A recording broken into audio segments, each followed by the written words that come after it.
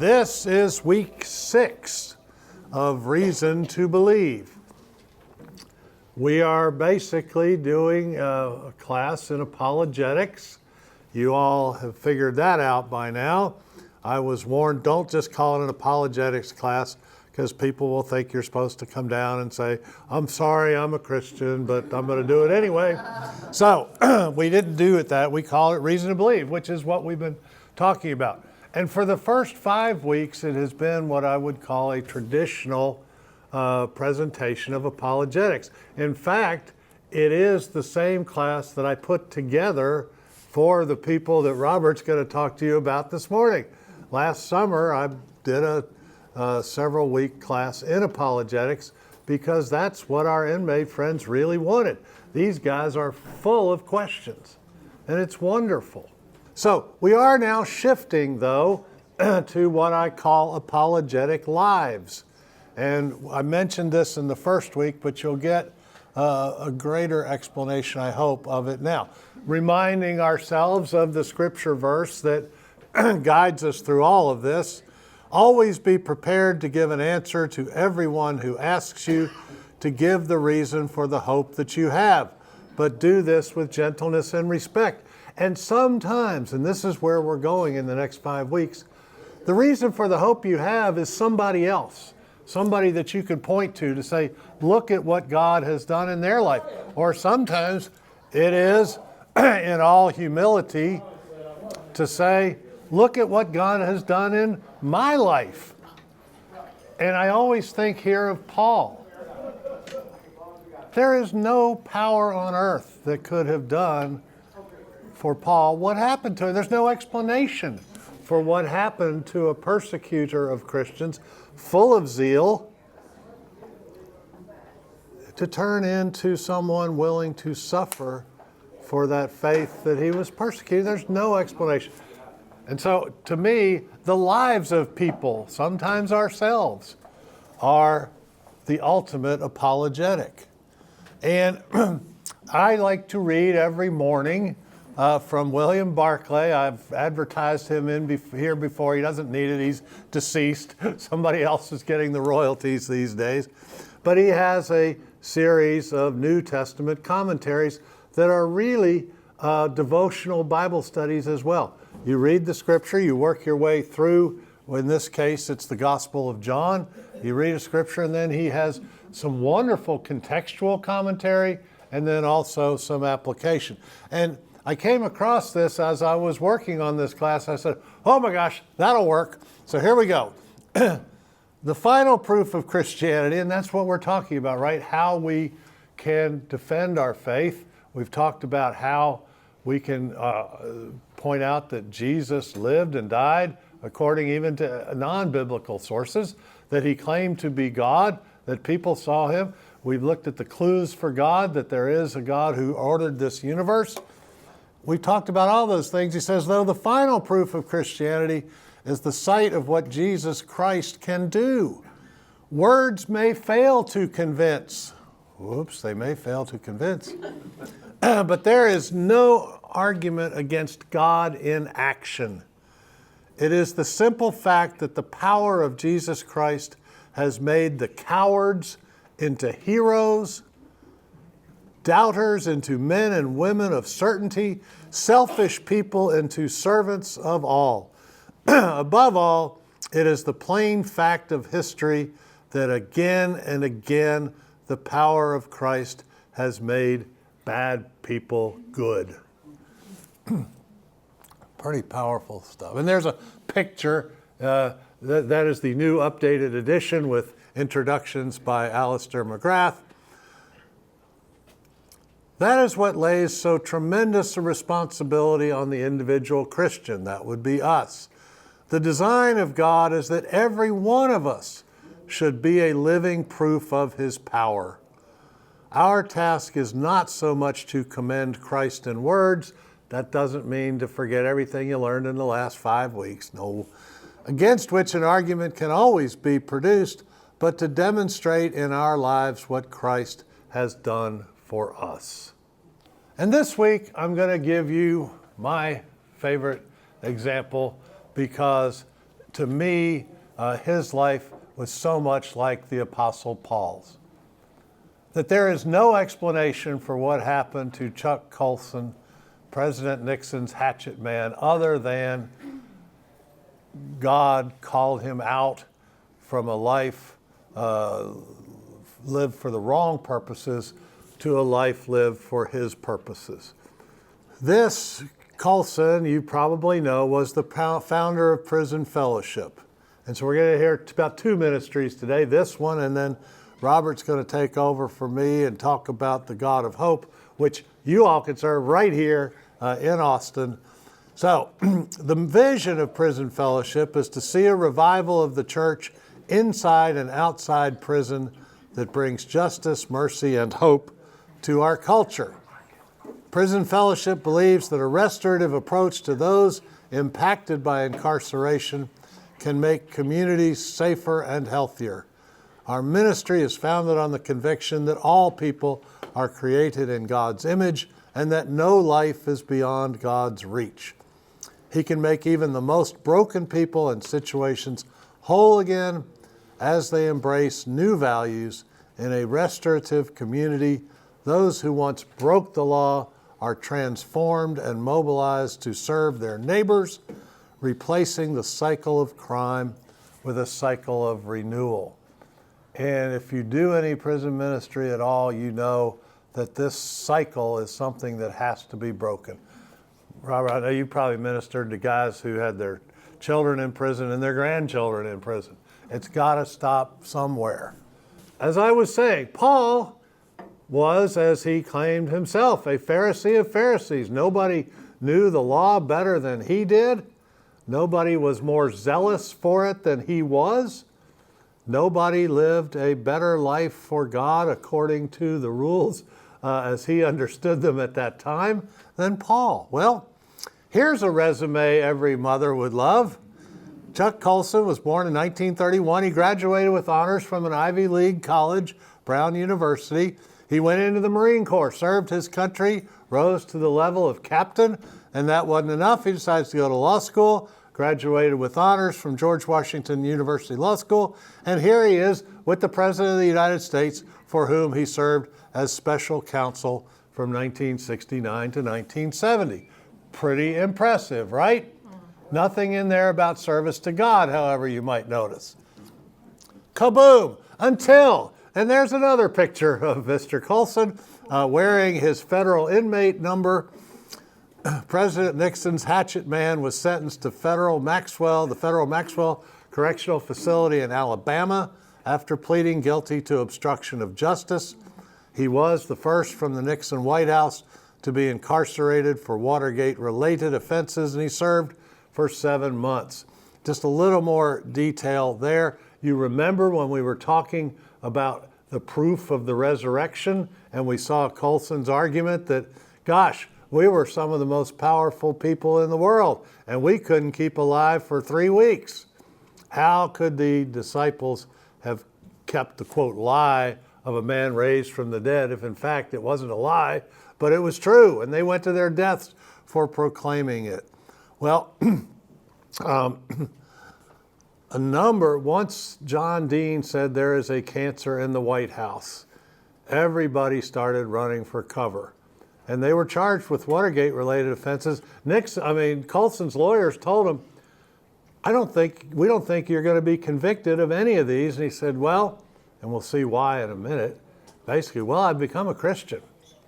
And while they may not be able to convict me of any of these, there are places where I've broken the law, and I want to plead guilty. And he did. He pled guilty to obstruction of justice. Daniel Ellsberg was going to be on trial for releasing the Pentagon Papers. And Colson's job as Nixon's hatchet man was to leak to the press Ellsberg's psychiatrist files that they had gotten a hold of to try to smear him so that when he went to trial, he would be convicted. That's known as obstruction of justice. He pled guilty to that, and he served time in the federal penitentiary. All right. In the meantime, this is what I was telling you, and this is from Colson himself. One of the most powerful testimonies you'll read. He always felt sorry for his wife because people say, Patsy, Chuck's conversion story is so powerful. What's yours? And she said, well, I've always believed. Oh, they looked at her like, oh, that's too bad. So it doesn't have to be this way, friends. You all know that. But anyway, I visited Tom Phillips, president of the Raytheon Company. This is 1973. He's not off to prison yet. At his home outside of Boston. I'd represented Raytheon before going to the White House, and I was about to start again. He had left the White House, gone back into private law practice, was not yet caught up in the legal proceedings. But I visited him for another reason, not just to try to get some business from him. I knew Tom had become a Christian, and he seemed so different. I wanted to ask him what had happened. That night he read to me from Mere Christianity by C.S. Lewis, particularly a chapter about the great sin that is pride. And I want you to picture this. Two friends, one of whom reading a very convicting chapter about, Chuck, this is your problem, right to his face. And he read him the chapter on pride. A proud man is always walking through life looking down on other people and other things, said Lewis. As a result, he cannot see something above himself, immeasurably superior, God. Tom that night told me about encountering Christ in his own life. He didn't realize it, but I was in the depths of deep despair over Watergate. That is all bubbling up to the surface. Watching the president I had helped for 4 years flounder in office, I'd also heard that I might become a target, as he did, of the investigation as well. In short, my world was collapsing. That night, as Tom was telling me about Jesus, I listened attentively but didn't let on my own need. When he offered to pray, I thanked him but said no, I'd see him sometime after I read C.S. Lewis's book. Colson, very meticulous, intellectual. Let me read this book. Let me read the whole thing, and then I'll figure it out. In fact, he did go on a beach vacation with his wife up to Maine, and he had a legal pad, and he put reasons to believe, reasons not to believe. He outlined it all. But before any of that happens, but when I got in the car that night, I couldn't drive it out of the driveway. Ex-Marine Captain, White House tough guy, I was crying too hard, calling out to God. I didn't know what to say. I just knew I needed Jesus, and he came into my life. And what then happens with Colson, to me, is a great apologetic.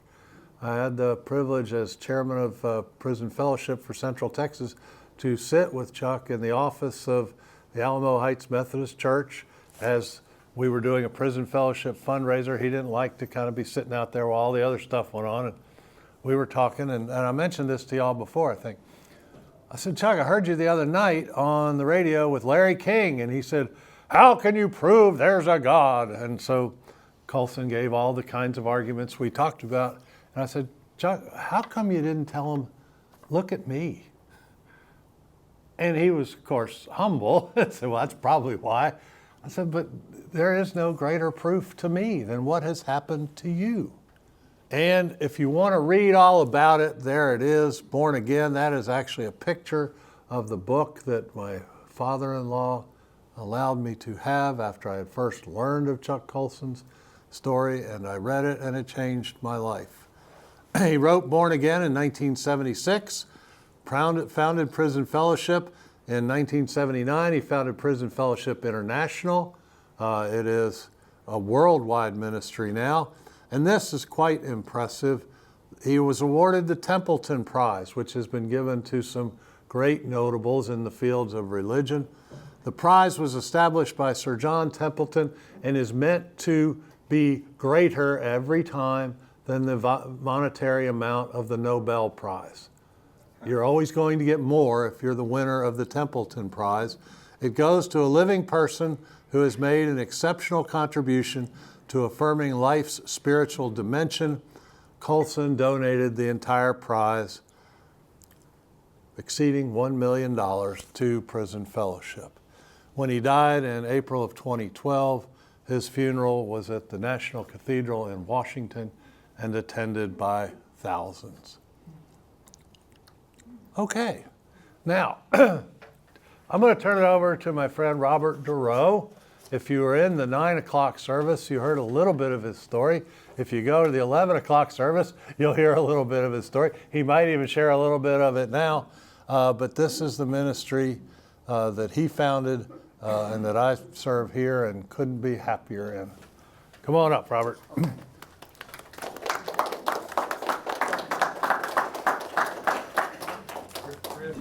Well, I'd like to begin by saying good morning to all of you. It's certainly my joy and privilege to be here. And I might just say that this church has been a very wonderful partner and supporter for about 16 years, maybe 17. I may have that a little bit off there, but I just want to thank you for your support and partnership with us. And certainly thank Chris for being one of our long-term volunteers. I might just start out by also saying a little bit about my story. Back in 1988, a friend invited me to lunch and began to tell me how he had gone to prison to share his faith the weekend before, actually. And I commended him for doing that. I thought it was great, and I wasn't expecting what was going to come next, and he invited me to go. And it was at that point that I questioned his friendship. Man, are you serious? And he went on to say, well, hey, I'll even pay your way to go. It was a 4-day trip back then. And so I went kicking and screaming, and I went into the prison that first day, and I was overwhelmed by what I saw. Some of you in the first service heard me say that I have a law enforcement background, or maybe Stephen mentioned that, I'm sorry. And I was used to arresting people and putting people into prison, not going in to spend time with them, particularly on friendly terms. But anyway, it was just so moving that I went back to my hotel room that night and I couldn't sleep. I stayed up nearly all night thinking about the conversations that I'd had with some of the prison inmates and just remembering their faces.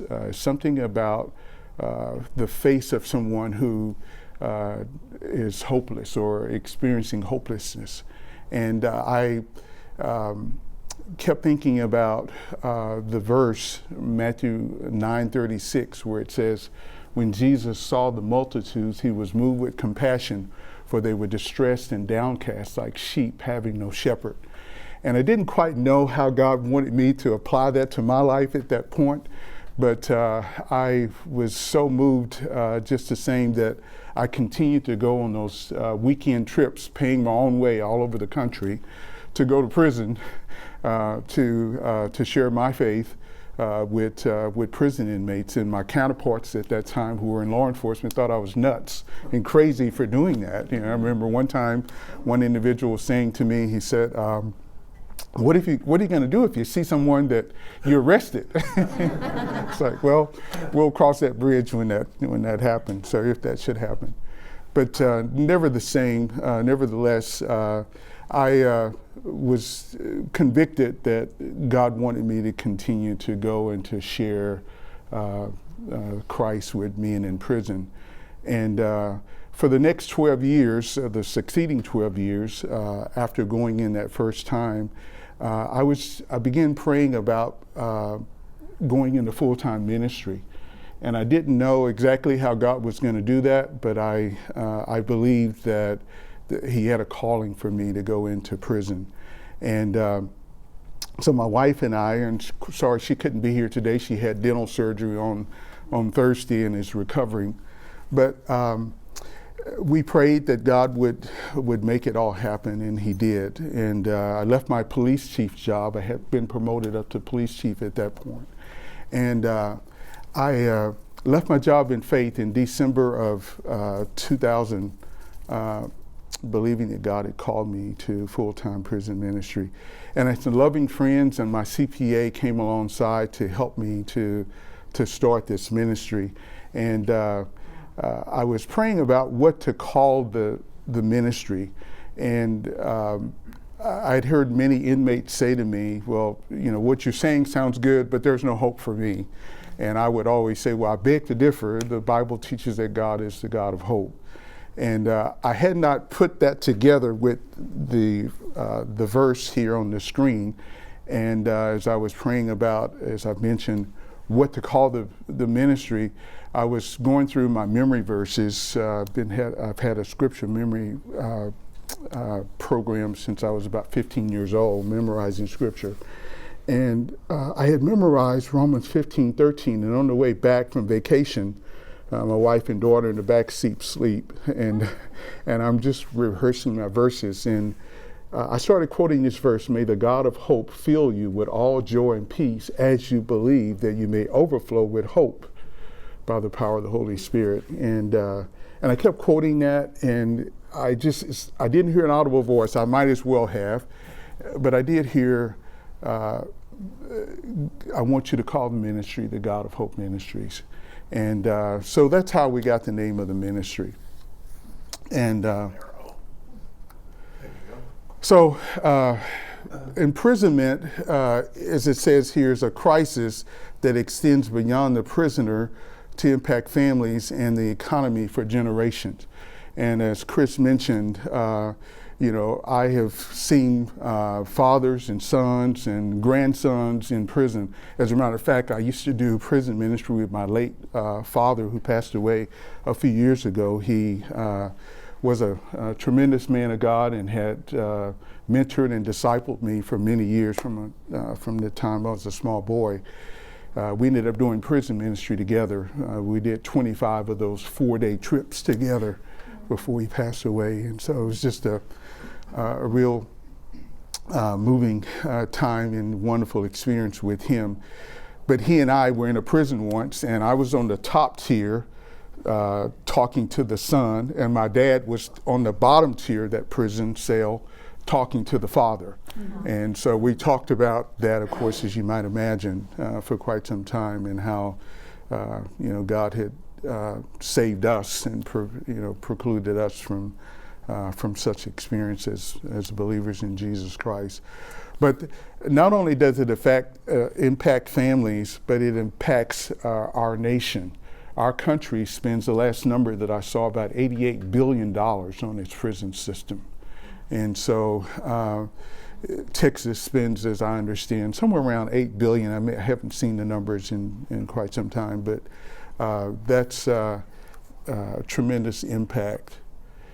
And as I was speaking about this some years ago, I was reminded that the issue is that men and women in prison are without hope and without God in the world. That's ultimately the problem there. And this cycle continues as long as prisoners live without hope for change. And it's a wonderful ministry that God has given us to go in and share hope through a personal relationship with Jesus Christ. And as it says here, we believe that God provides hope through discipleship. The ministries that I've been involved with in the past focused on evangelism, which is so needed and all, but that ministry, and along with myself, we would leave and we never knew what happened once we left. But I was moved by God to start what I believe is the answer is through discipleship. And so we provide discipleship for prison inmates. And our vision is to see prison inmates around the world living a life of hope and freedom only found in Jesus Christ. And our mission is, and we do this daily, to equip prison inmates through biblical discipleship for a life of hope and freedom in Jesus Christ. And so we have what we call a discipleship pathway for hope.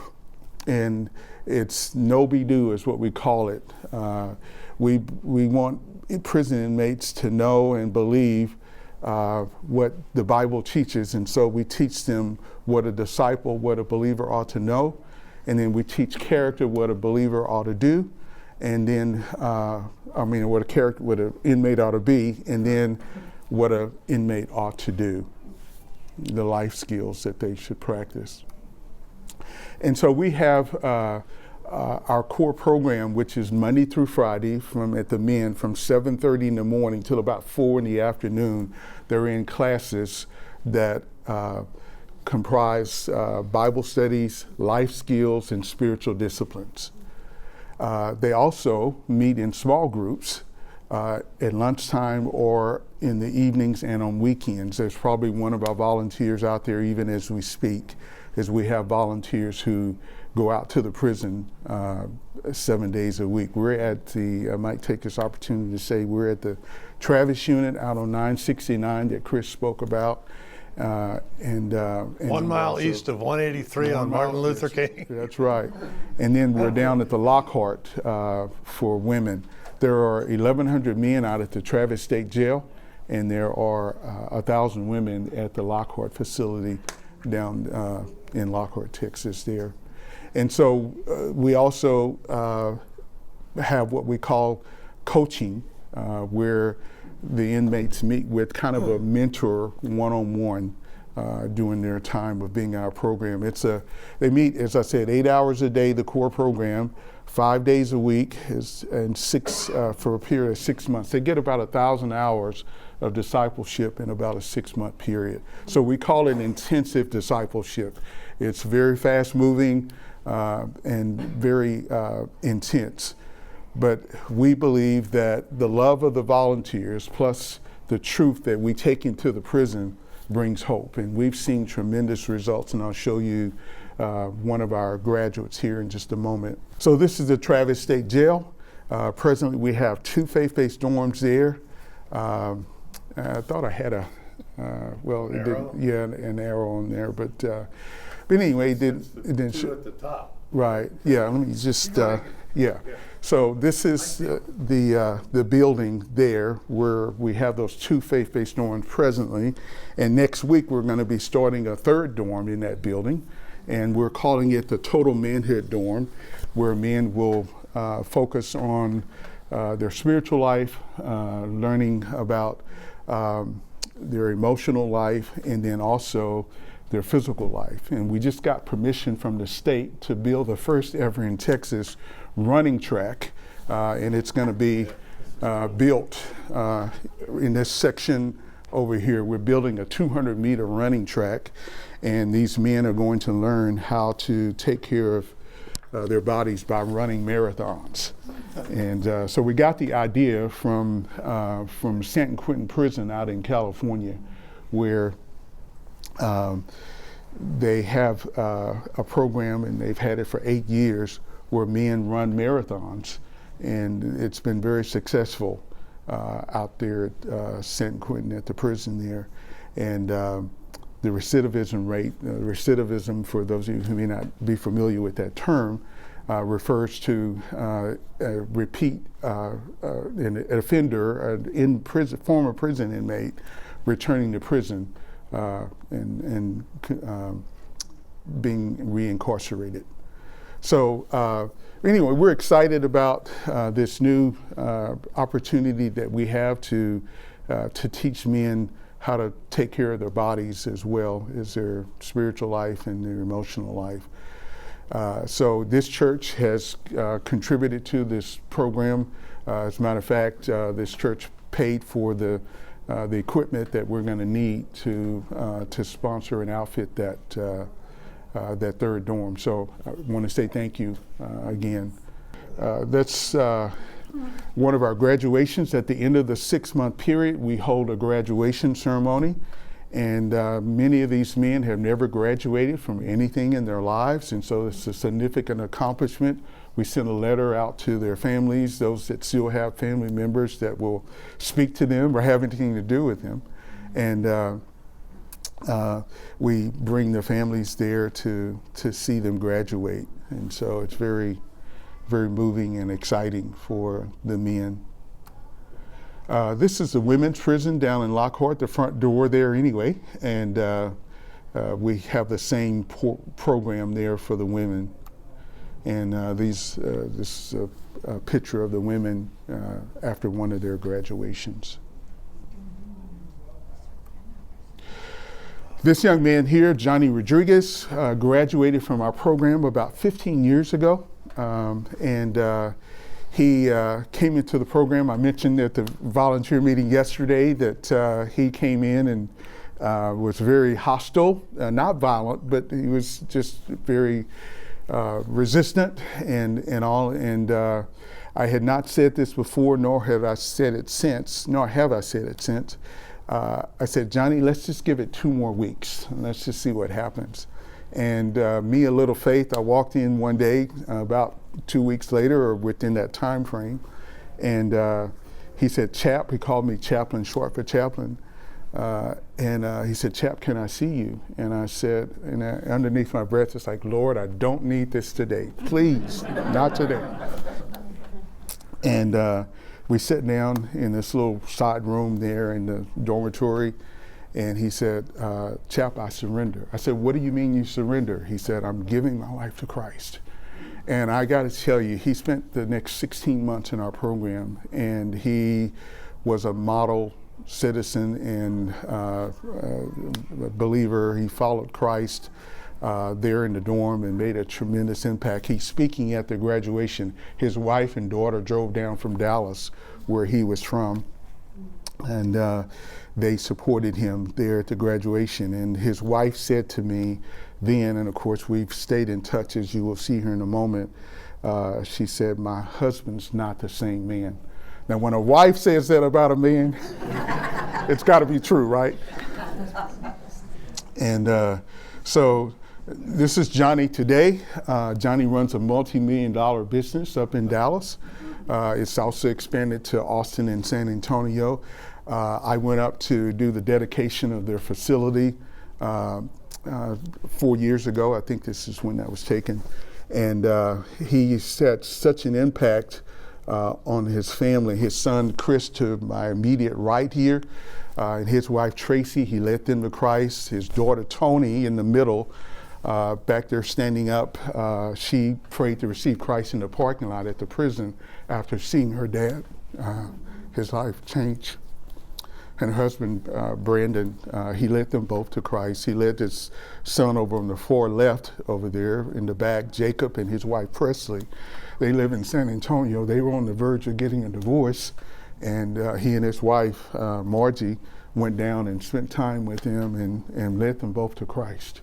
He has just been an evangelist like none other that I've not seen sometime in leading Christ. And his grandkids, his little granddaughter Brooklyn and his grandson Rocket over there on the far left, they are believers. And I might just say just a couple of weeks ago, he shared with me that Rocket, he's a young baseball player. He's now 13 years old, so this was a few years ago. But just the other day, he asked, Grandpa, what devotional should I get? What kind of Bible should I be reading from? And he ordered his own Bible on Amazon and is reading the Bible there on Amazon.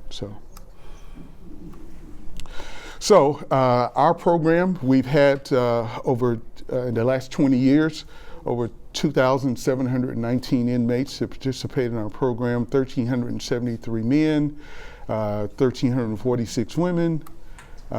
Graduates, we've had 1,268 graduates, and you might be curious about, well, why so few graduates compared to the number of participants? Well, many of them make parole, they go home, they get transferred to other prisons, they make what they call trustees, they become a trustee and all, and so they get moved out of the program many times before graduating.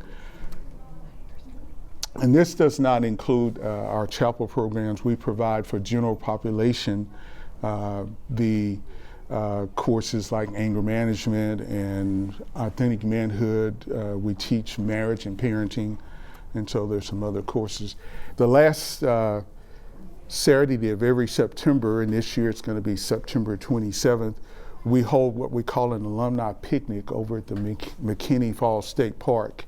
And these men and women who've graduated from our program that are now out living what they call the free world, they come back from all over the state of Texas, Amarillo, Dallas, Houston, and they bring their families. And we just have a great celebration. Many of these men and women are in ministry themselves, and it's just a wonderful time to get together just to hear God's stories and how many of them have experienced real hope in their lives as a result of participating in our program. And I might just say that just a few weeks ago, I had the opportunity to go over to Bryan College Station, where one of our graduates, Matt Kelly, you may remember Matt, received an award from the parole board for being a perfect parolee. He's been out of prison for 9 years, and he's been a perfect parolee. No tardies, no absences. He's paid all of his fees, and the Texas Department of Criminal Justice honored him and gave him an award for being such a model employee. They gave him about 15 minutes to speak, and he shared that the God of Hope Ministries, or he credited the God of Hope Ministries for his transformation, ultimately Jesus Christ, but that he was taught how to live through biblical discipleship. I just want to take this opportunity to respond and ask any questions. I went a little bit faster than, are there any questions? Yes. How do they get into your program? What's the process? Good question. So we post flyers around the prison, and they submit what's called an I-60, which is an in-house, in-prison requisition. And they let us know that they're interested in coming into our program. We invite them for an interview there in the prison, and we sit down and we talk. We have a questionnaire that we use to try and screen whether or not they're serious about changing their lives. Many of them don't know anything about Jesus. They don't know anything about the gospel, but we're trying to find out when we're doing that interview is whether or not they are sincere. And so we will ask questions like, tell us, why do you want to be in the faith-based storm? Well, I've heard about it from so-and-so. I've heard about, that it's a peaceful dorm and that kind of thing, and that's okay. The next question that we have on there is, so tell us about your life. What kind of failures have you had in your life? Oh, I'm a good man. Well, that's not quite what we ask. And so we hear men say, on one hand, well, I'm a good man. I just want to learn to do better, that kind of thing. I won't cause any trouble in the dorm if you put me in there, those kind of things. But then we're also here, and this is what we're really looking for, is everything's wrong in my life. I've done drugs. I've stolen from my own family. I've hurt other people in ways that I can't even describe. We're looking for that humility, that brokenness to say, I'm messed up and I need help. And again, it's our privilege to bring them into the dorm to teach them about the love and truth of Jesus Christ that can change and bring hope to their lives. Yes, where and then you. I didn't realize that the program was so intensive. It's 8 hours a day, 5 days a week. So how many staff do you have, or is it all volunteer? So we have 200 volunteers between the men and the women. And we have teachers, small group leaders, and we have coaches. But we also have pen pals. So about 50 of those 200 are people who write letters. They don't go into the prison, but they do write letters. And do you have paid staff as well? Yeah, we have. There's 4 of us. I think I have a picture. Yeah, that's 4 of us.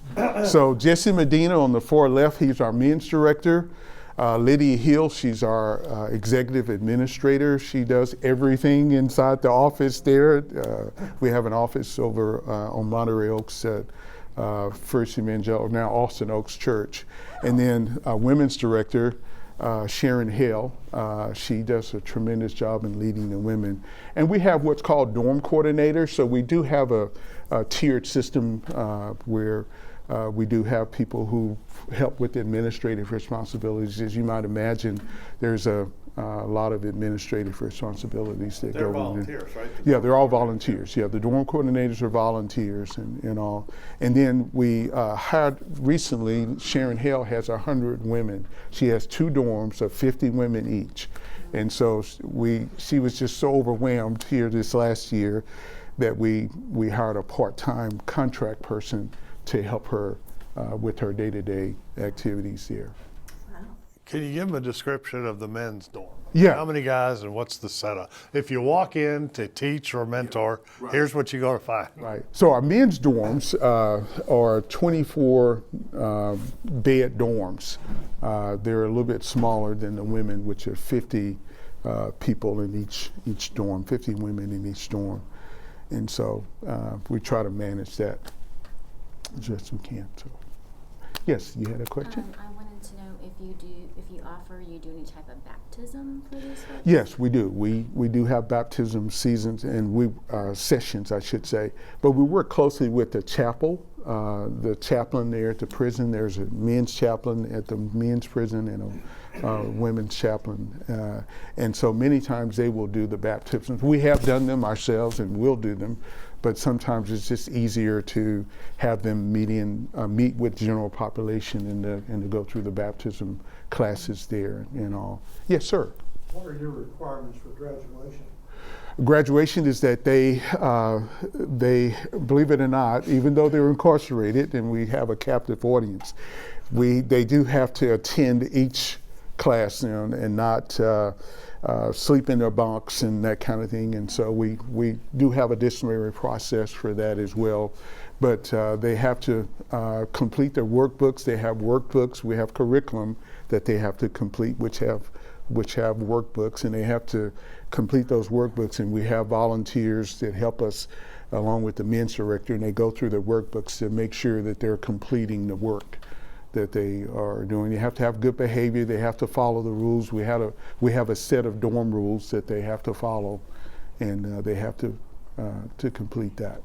Those are just a few things that. Yeah, as a teacher, I'm responsible for periodically checking to see they've filled out their workbooks, and I learned a valuable lesson one time. There's several of them are just outstanding students, could teach the class themselves, and and going around 24 guys and checking the books, you can't spend a lot of time. And so I went to the one fella and I said, "Oh yeah, I know you've got it done," and I flipped at it and went on. And later he pulled me aside. He said, "That really kind of hurt my feelings." He said, "Because I put a lot of work into this." So I learned a lot that day. I mean, we still were friends, but I thought it was a nice thing to say, "Look, I know you've done the work." And his point was, "Yeah, but I would like for you to see what I've done." And that was a great lesson. Right. Yes, sir. I'm just struck by listening to the whole talking about how big this curriculum is. How long did it take you to put all that together? Well, when we first started, I was doing much of this all by myself, and I would find curriculum that I thought would be impactful to the men, things that impacted my life, and I would take that into the prison. Then we developed a curriculum committee, which then became the Ministry Advisory Committee, and we assembled a team of people to help select curriculum that would be appropriate and would impact the men and women for Christ and all. And so just this year, we have formed what we call a discipleship committee, which is all encompassing. They will not only look at curriculum, but they will look at the behavior of the inmates. They will look at some of the impact of the volunteers and their their needs that they have as teachers. So they will do a lot to help us to streamline and to be effective in the program here. I've taught classes on prayer and fundamentals of the faith, and you have books that you have purchased. Yeah. Right. Yes, exactly, yes. When they graduate, can they stay in the dorm or are they released into the general? Yeah, so both. So we do keep some of the graduates over to help us to mentor the new guys and new women coming in. We found that to be effective. When we start over fresh, you got to start from scratch all, you know.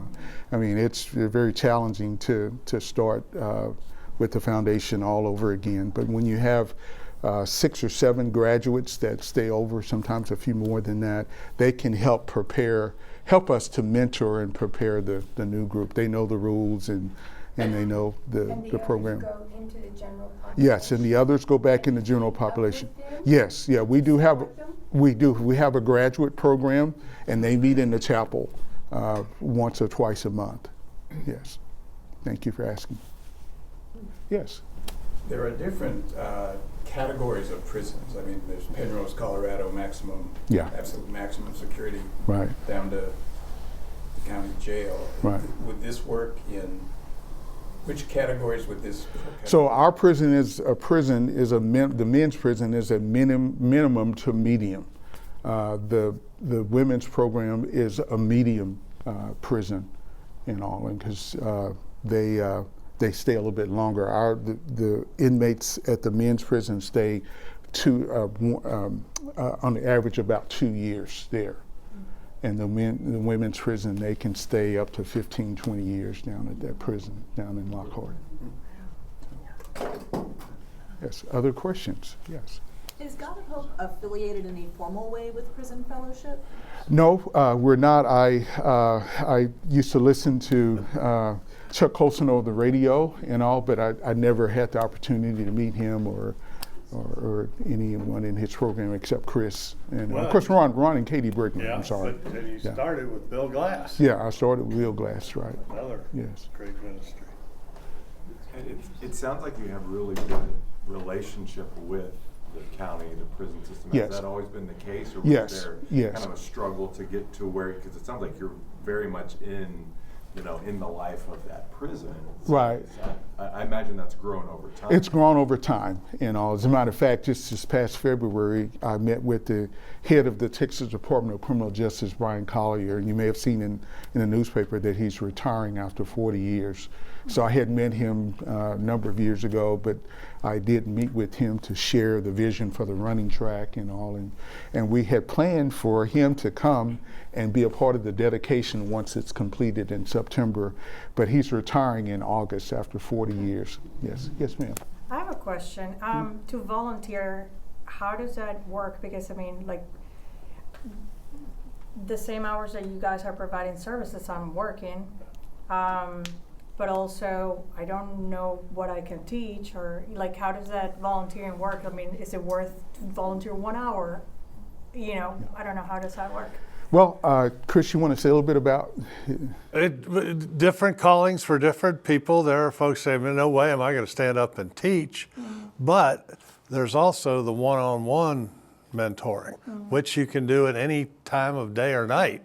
And you are assigned an individual, and you get to know them, and at least once a week you try to spend time with them. An hour to 2 hours a week. So in the evenings from 4 o'clock to 9, well, you can go actually on your lunch break from 11:30 to 1 o'clock. You can go and you can spend time with one person or in a small group. Or in the evenings from 4 to 9 p.m., you can go and you can spend time with one or a small group. And on weekends, Saturdays and Sundays, we have people that go out there from 7 on Saturday mornings till 9 o'clock on Saturday nights, and the same thing on Sundays. So that's both for the men and the women, yes. Do they have a church service on Sundays? They do have church services, but obviously with 1100, they only have a small chapel, and so many of them don't get to go as regularly. We do ask that they would attend other services. So there are services pretty much every night. Prison Fellowship was doing a service. I don't think they're doing it. I think they're still down at Lockport. Okay. But I haven't talked to them. Okay. Yeah. So You mentioned the recidivism. recidivism, yes. Yeah. So what was that? Is it a good number So- for so- your graduates? It's like So half, I'm glad you asked that question. So for the nationwide, it's 70%. 70% of inmates go back to prison. That's how problem. We have 1.9 million people locked up in our prison system, and it's a revolving door. Texas has the lowest recidivism rate in the country because of its programs, because of our faith-based dorms and all, and it's 26, 25%. Yeah, it's flipped. Wow. Yeah. Our graduates, we have tracked them. We tracked them for 3 years. That's the kind of the standard metric there. 7% is what we're seeing right now. 7% of our graduates. Yeah, so we know that it works. So I was going to go back to my meeting with Brian Collier. He asked us to expand our ministry, and so we're looking at expanding our ministry to a prison up in Bartlett, Texas. So we appreciate your prayers regarding that. Yes, one other question. Yes. So you have a background in law enforcement. Yes. I'm just curious, has that impacted, what you have done, impacted any of your colleagues in law enforcement? So I want to find out more about this program and maybe understand better about what prison life is like and so on. No, to be honest with you, it's a different breed, if I might just say that. No. So. But you also were a lawyer, right? I was, still am, but I don't. Right. practice yet. But that it's hard to think like when you see Oh, no. somebody that Yeah. did the crime and you're like, I should not. That speaks volumes. How you arrested them, you convicted them, whatever. No, and I it's know. just like The easy Well, you easy didn't part, convict, but yeah. but they say, oh, you were Yeah. a lawyer. Let me tell you about my case. I said, wait a minute. I didn't practice. It works every time, and it's true. I didn't practice criminal law. If you ask me for advice about your case, you're going to be here longer than you expect. Oh my goodness. Okay. You're not going to get very good advice, and we're not supposed to give it anyway.